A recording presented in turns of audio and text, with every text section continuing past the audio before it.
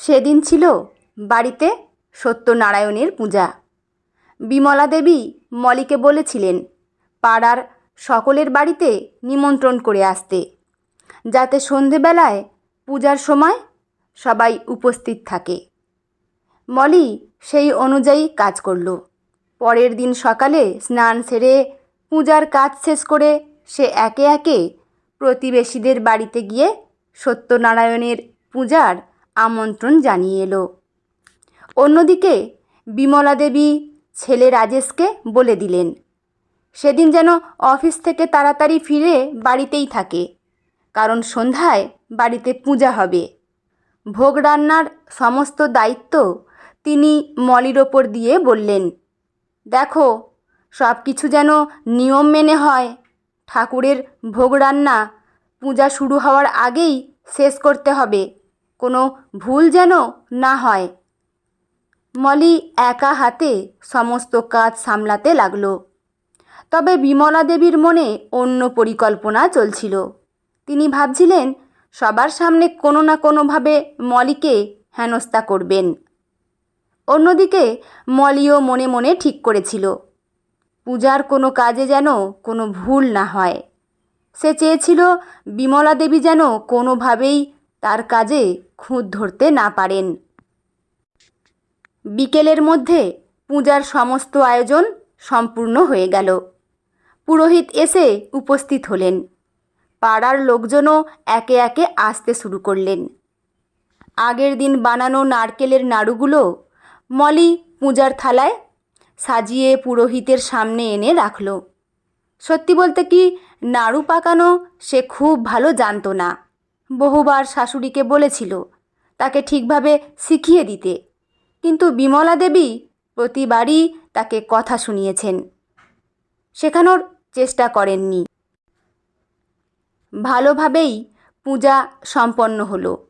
এরপর শুরু হলো প্রসাদ ও ভোগ বিতরণ। প্রসাদ হিসেবে নারকেলের নাড়ু সবাইকে দিতে গিয়ে কয়েকটি নাড়ু ভেঙে গেল। সুযোগ পেয়ে বিমলা দেবী সঙ্গে সঙ্গে বলে উঠলেন, দেখেছ, আজকালকার মেয়েরা নাড়ু পাকাতেও জানে না। বাপের বাড়িতে কোনোদিন খুন্তিও হাতে ধরেনি। এসব শিক্ষা বাবা মাকে আগে থেকেই দিতে হয়, তারপর মেয়েকে শ্বশুরবাড়ি পাঠাতে হয়। শাশুড়ির কটাক্ষপূর্ণ কথা শুনে মলির খুব খারাপ লাগলো, কিন্তু সে নিজেকে সামলে নিয়ে শান্ত গলায় বলল, মানছি আমি হয়তো নাড়ু বানাতে পারি না, কিন্তু আপনার বাবা মা আপনাকে নিশ্চয়ই খুব ভালো শিক্ষা দিয়েছেন। তাই তো এক ঘর লোকের সামনে নিজের বৌমাকে ছোট করতে আপনার এতটুকু বাধে না। তারপর একটি নাড়ু হাতে নিয়ে বলল, আচ্ছা, এতক্ষণ যখন আমাকে ছোট করেই মন ভরল, তাহলে এবার একটা মিষ্টি খান। এই বলে সে নাড়ুটি বিমলা দেবীর মুখে তুলে দিল। পরিস্থিতি অস্বস্তিকর হয়ে উঠতেই প্রতিবেশীরা প্রসাদ নিয়ে দ্রুত বাড়ি ফিরে গেলেন। সবাই বুঝতে পেরেছিলেন ঝগড়া আরও বাড়তে পারে। ঠিক তখনই রাজেশ বলে উঠল, তোমরা এবার থামবে? আজ পুজোর দিন, অন্তত আজকের দিনে বাড়িতে অশান্তি না করলেই পারতে। মলি আর কিছু বলল না, তবে মনে মনে ঠিক করে নিল এবার শাশুড়ির শিক্ষা হওয়া দরকার। কয়েক সপ্তাহ পরে রাজেশের অফিস থেকে ট্যুরে যাওয়ার নির্দেশ এলো। সে মলিকেও সঙ্গে নিয়ে যেতে চাইল। বিয়ের পর দুজনের কোথাও ঘুরতে যাওয়া হয়নি, তাই রাজেশ বলেছিল, অফিসের কাজ শেষ হলেই আমরা একটু ঘুরে আসব। বেড়াতে যাওয়ার জন্য কেনাকাটাও হয়ে গিয়েছিল, কিন্তু বিমলা দেবী ঠিক করলেন কোনোভাবেই মলিকে ছেলের সঙ্গে যেতে দেবেন না। হঠাৎ একদিন তিনি অসুস্থতার অভিনয় শুরু করলেন। আগের রাত পর্যন্ত তিনি সম্পূর্ণ সুস্থ ছিলেন, কিন্তু সকালে উঠে বলতে লাগলেন মাথা ঘুরছে, শরীর খারাপ লাগছে। মলির সন্দেহ হলো। সে বলল, মা, শরীর যখন খারাপ লাগছে তাহলে চলুন ডাক্তার দেখিয়ে নিয়ে আসি। বিমলা দেবী সঙ্গে সঙ্গে বললেন, না না, ডাক্তার দেখানোর দরকার নেই। আমার মনে হয় রাজেশ বরং বেড়াতে যাক, তুমি আমার কাছে থাকো, পরে না হয় কোথাও যেও। এবার মলির সব পরিষ্কার হয়ে গেল। শাশুড়ি তাকে আটকে রাখতেই এই নাটক করছেন। পরদিন সকালে কলিং বেল বেজে উঠল। দরজা খুলে বিমলা দেবী অবাক হয়ে গেলেন। দরজার সামনে দাঁড়িয়ে আছেন তার ছোট বোন সুমিত্রা দেবী। সুমিত্রা দেবী হেসে বললেন, কি দিদি, বোনটার কথা একেবারেই ভুলে গেছিস নাকি? কতদিন পরে এলাম বলতো। বিমলা দেবী কিছু বলার আগেই তিনি আবার বললেন, ছোট বৌমা আমাকে ফোন করেছিল, বলল ওরা কয়েকদিনের জন্য বেড়াতে যাবে। আমি ভাবলাম অনেক দিন তো দিদির সঙ্গে দেখা হয় না, তাই চলে এলাম। কদিন দুজনে মিলে অনেক গল্প করব। বিমলা দেবীর মুখ শুকিয়ে গেল। তিনি বিড়বিড় করে বলতে লাগলেন, এত কষ্ট করে সব ব্যবস্থা করছিলাম, সব মাটি হয়ে গেল। ঘরে ঢোকার পর তিনি বোনকে বললেন, এত কষ্ট করে ওদের যাওয়া আটকানোর চেষ্টা করছিলাম, আর তুই এসে সব গোলমাল করে দিলি। সুমিত্রা দেবী হেসে বললেন, আজও তোর সেই স্বভাব গেল না দিদি। এসব ছাড়, পরের মেয়ের পিছনে লেগে থেকে কী লাভ? শেষ বয়সে তো এই মেয়েরাই তোর আপন হবে। ঠিক তখনই মলি চা নিয়ে ঘরে ঢুকলো। হাসি মুখে বলল, মা, সারপ্রাইজটা কেমন লাগলো? বিমলা দেবী কোনো উত্তর না দিয়ে মুখ ঘুরিয়ে নিলেন। মলি আবার বলল, নিন, এবার দুজনে বসে গল্প করুন। এরপর আর কোনো উপায় না দেখে বিমলা দেবী চুপ করে গেলেন। এরপর মলি আর রাজেশ যেদিন বেড়াতে যাওয়ার উদ্দেশ্যে বাড়ি থেকে রওনা দেবে, সেদিন সকালে বাড়ির পরিবেশ ছিল বেশ আনন্দময়। বেরোনোর আগে মলি শাশুড়িমা, বিমলা দেবী ও সুমিত্রা দেবীর পায়ে হাত দিয়ে প্রণাম করল। হেসে বলল, মা, সাবধানে থাকবেন। ঘরের সমস্ত প্রয়োজনীয় জিনিসপত্র কিনে এনে রেখেছি, আশা করি আপনাদের কোনো অসুবিধা হবে না। বিমলা দেবী মুখে কিছু না বললেও মনে মনে বিরক্ত হয়েছিলেন। তার পরিকল্পনা ছিল মলিকে বাড়িতেই আটকে রাখার, কিন্তু সেই পরিকল্পনা সফল হয়নি। ঠিক তখনই সুমিত্রা দেবী দরজার দিকে এগিয়ে এসে বললেন, দুগ্গা দুগ্গা, তোদের যাত্রা শুভ হোক, খুব আনন্দ করে ঘুরে আয়। রাজেশ ও মলি হাসি মুখে বিদায় নিয়ে বেরিয়ে গেল। এরপর কেটে গেল 5 দিন। সেদিন দুপুরবেলা সুমিত্রা দেবী নিজের হাতে রান্না করেছিলেন। ছোটবেলার মতো করে দিদির পছন্দের সমস্ত পদ তৈরি করেছিলেন তিনি। সব খাবার সুন্দর করে টেবিলে সাজিয়ে রেখে ডাক দিলেন, দিদি, আয় না, আজ তোর পছন্দের সব রান্না করেছি, দেরি করলে আবার ঠান্ডা হয়ে যাবে। বিমলা দেবী ধীরে ধীরে খাবার টেবিলে এসে বসলেন। সামনে সাজানো খাবারগুলো দেখে তিনি অবাক হয়ে গেলেন।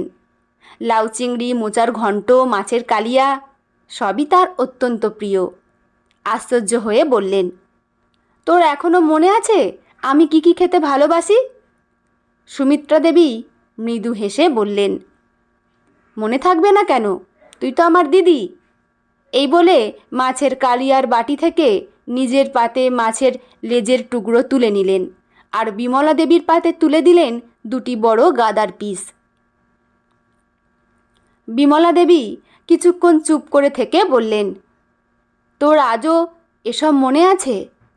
সুমিত্রা দেবী দীর্ঘশ্বাস ফেলে বললেন, মনে আছে দিদি, কিন্তু একটা কথা বলবো, এত বছর পরেও দেখছি তুই নিজেকে বদলাতে পারিসনি। আমি ভেবেছিলাম সময়ের সঙ্গে সঙ্গে হয়তো বদলে গেছিস। বিমলা দেবী চুপ করে রইলেন। সুমিত্রা দেবী আবার বলতে শুরু করলেন, তোর খবর আমি নিয়মিত পেতাম। রাজেশ অন্তত 6 মাসে একবার আমার কাছে এসে দেখা করত। ওর কাছ থেকেই তোদের সব খবর পেতাম। কিছুক্ষণ থেমে তিনি বললেন, আর একটা কথা আজ তোকে জানাতেই হবে। আমি সেদিন মিথ্যে কথা বলেছিলাম। বিমলা দেবী অবাক হয়ে তাকালেন। কি মিথ্যে কথা? আমি তোকে বলেছিলাম মলি আমাকে ফোন করে ডেকেছে, আসলে ব্যাপারটা তা নয়। আমার সঙ্গে হঠাৎ রাস্তায় দেখা হয়েছিল মলির। কথা বলতে বলতে সুমিত্রা দেবীর চোখ ভিজে উঠল। তিনি বললেন, গত 2 বছর ধরে আমার 2 বৌমা আমার সঙ্গে খুব খারাপ ব্যবহার করেছে। তাদের কথা মতো সংসারের সমস্ত কাজ করেছি, ভোর থেকে রাত পর্যন্ত খেটেছি, কিন্তু বিনিময়ে পেয়েছি শুধু অবহেলা আর অপমান। আমার 2 ছেলে বাইরে চাকরি করে। তাদের কিছু বলতে গেলে তারা আমার কোনো কথাই বিশ্বাস করতো না। ধীরে ধীরে অপমান বাড়তে লাগলো। একদিন তো 2 বৌমা মিলে আমার সমস্ত জিনিসপত্র বাড়ির বাইরে ফেলে দিল। বলল ওই বাড়িতে নাকি আমার আর কোনো জায়গা নেই। বিমলা দেবী বিস্ময়ে তাকিয়ে রইলেন। সুমিত্রা দেবী কাঁপা গলায় বললেন, আমি বুঝতেই পারিনি। কৌশলে আমার সমস্ত সম্পত্তি ওদের নামে লিখিয়ে নিয়েছে, বাড়ি জমি সব কিছু। 2 দিন রাস্তার ধারে কাটিয়েছি। কোথায় যাব, কি করব, কিছুই বুঝতে পারছিলাম না। ঠিক তখনই কাকতালীয়ভাবে মলির সঙ্গে আমার দেখা হয়। চোখ মুছে তিনি বললেন, মলি আমাকে ওই অবস্থায় দেখে এক মুহূর্তও দেরি করেনি, সঙ্গে সঙ্গে তোদের বাড়িতে নিয়ে আসে আর বলে, এখনই সব কথা তোকে জানাতে হবে না। বিমলা দেবী নির্বাক হয়ে শুনছিলেন। সুমিত্রা দেবী বললেন, রাজেশ আর মলি ঠিক করেছে আমি এখন থেকে এই বাড়িতেই থাকব। তারপর দিদির হাত ধরে বললেন, দিদি, ভাগ্য করে তুই 2 ছেলে পেয়েছিস, ভাগ্য করে 2 বৌমা পেয়েছিস। এবার অন্তত নিজেকে বদলাস। হিংসা আর কটু কথা দিয়ে কখনো সুখ পাওয়া যায় না। কথাগুলো বলতে বলতে সুমিত্রা দেবীর চোখে জল চলে এলো। ঠিক তখনই তিনি মৃদু হেসে বললেন, আচ্ছা, এত গুরুগম্ভীর কথা থাক। আজ যে তোর পছন্দের রান্নাগুলো হয়েছে তার সব বাজার কিন্তু করে দিয়ে গেছে তোর ছোট বৌমা মলি। বিমলা দেবী অবাক হয়ে গেলেন। এরপর সুমিত্রা দেবী একটি বাটিতে পায়েস নিয়ে সামনে এগিয়ে দিয়ে বললেন, শুভ জন্মদিন দিদি। বিমলা দেবী চমকে উঠলেন। ঠিক সেই সময় পিছন থেকে একসঙ্গে 2টি কণ্ঠস্বর ভেসে এলো, শুভ জন্মদিন মা। ঘুরে তাকিয়ে তিনি দেখলেন বড় ছেলে অনির্বাণ আর বড় বৌমা সীমা দাঁড়িয়ে আছে। বিমলা দেবীর চোখ দিয়ে টপ টপ করে জল গড়িয়ে পড়তে লাগলো। সীমা এগিয়ে এসে শাশুড়ি মায়ের চোখের জল মুছে দিয়ে বলল, মা, আজকের দিনে আর কাঁদবেন না। কাঁপা গলায় বিমলা দেবী বললেন, তোরা কি করে জানলি আজ আমার জন্মদিন? সুমিত্রা দেবী হেসে বললেন, আমার কাছ থেকেই জেনেছে। তুই কি খেতে ভালোবাসিস তাও আমি বলেছি, আর সব আয়োজন করেছে তোর ছোট বৌমা। তারপর মজা করে বললেন, সারপ্রাইজটা কিন্তু এখনও শেষ হয়নি। তুই জানতিস না অনির্বাণ আর সীমা আজই আসবে। বিমলা দেবী আর নিজেকে সামলাতে পারলেন না। তিনি সীমাকে জড়িয়ে ধরে বললেন, আমাকে ক্ষমা করে দিও মা, তোমার প্রতি আমি অনেক অন্যায় করেছি। সীমা মৃদু হেসে বলল, মা, দিন শেষে আমরা সবাই একসঙ্গে আনন্দে আছি, এর চেয়ে বড় পাওনা আর কি হতে পারে। পুরনো সব কষ্ট আজ মুছে যাক। অনির্বাণ বলল, মা, আমার এখানে পোস্টিং হয়েছে, এখন থেকে আমরা এখানেই থাকব। এ কথা শুনে বিমলা দেবীর মুখ আনন্দে উজ্জ্বল হয়ে উঠল। ঠিক তখনই ছোট্ট রিভু দৌড়ে এসে ঠাম্মাকে জড়িয়ে ধরল। ঠাম্মা, আমি এসেছি। নাতিকে বুকে জড়িয়ে ধরে বিমলা দেবীর চোখ আবার ভিজে উঠল। তবে এবার সেই জল ছিল আনন্দের। এরই মধ্যে বেড়ানো শেষ করে বাড়ি ফিরে এলো মলি আর রাজেশ। ঘরে ঢুকেই মলি হেসে বলল, কি হলো মা, আপনাকে সঠিক পথে আনতে পারলাম তো? বিমলা দেবী উঠে এসে মলির হাত ধরে বললেন, আমার ভুলের জন্য আমাকে ক্ষমা করে দিও বৌমা, আমি তোমাকে কোনোদিন বুঝতে পারিনি।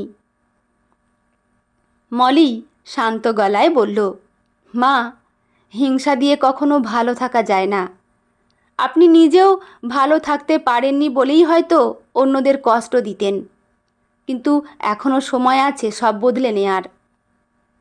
বিমলা দেবী মাথা নাড়লেন। এরপর সীমা ও মলি একসঙ্গে একটি খাম এনে বিমলা দেবীর হাতে দিল। এটা কি? অবাক হয়ে জিজ্ঞেস করলেন তিনি। মলি বলল, খুলে দেখুন। খাম খুলে দলিলের কাগজ দেখে বিমলা দেবী বিস্ময়ে হতবাক হয়ে গেলেন। এ তো... সীমা বলল, হ্যাঁ মা, আপনার সেই জমির দলিল, যে জমিটা আপনি দুই ছেলেকে মানুষ করার জন্য বিক্রি করে দিয়েছিলেন। অনেক খোঁজাখুঁজি করে আমরা সেই জমিটাই আবার কিনে নিয়েছি। বিমলা দেবীর হাত কাঁপতে লাগলো। তোরা তোরা আমার জন্য এটা করলি? রাজেশ বলল, আপনি আমাদের জন্য সারা জীবন কত কিছু করেছেন, এটা তার সামান্য প্রতিদান। মলি হেসে বলল, আর আজ থেকে ওই জমির মালিক আপনারা দুই বোন। সুমিত্রা দেবী আর বিমলা দেবী একে অপরের দিকে তাকিয়ে রইলেন। আনন্দে আবেগে দুজনেরই চোখ ভিজে উঠেছিল। শেষ পর্যন্ত সুমিত্রা দেবী বললেন, ঈশ্বর যেন প্রতিটি ঘরে তোদের মতো ছেলে আর বৌমা দেন। বিমলা দেবী হাত তুলে আশীর্বাদ করে বললেন, সত্যি সংসার টিকে থাকে ভালোবাসায়, ক্ষমায় আর সম্মানে। আজ আমার জীবনের সবচেয়ে বড় শিক্ষা হলো, হিংসা মানুষকে একা করে দেয়, আর ভালোবাসা সবাইকে একসঙ্গে বেঁধে রাখে। বন্ধুরা, গল্পটি এখানেই সমাপ্ত। আপনাদের কেমন লাগলো অবশ্যই কিন্তু কমেন্ট করে জানাবেন। আর হ্যাঁ, চ্যানেলে নতুন বন্ধু হয়ে থাকলে চ্যানেলটি কিন্তু সাবস্ক্রাইব করে নেবেন। কলমে বর্ষা ঘোষ, পাঠে আমি রিমি। দেখা হচ্ছে পরের কোনো গল্প নিয়ে। ভালো থাকবেন সবাই। ধন্যবাদ।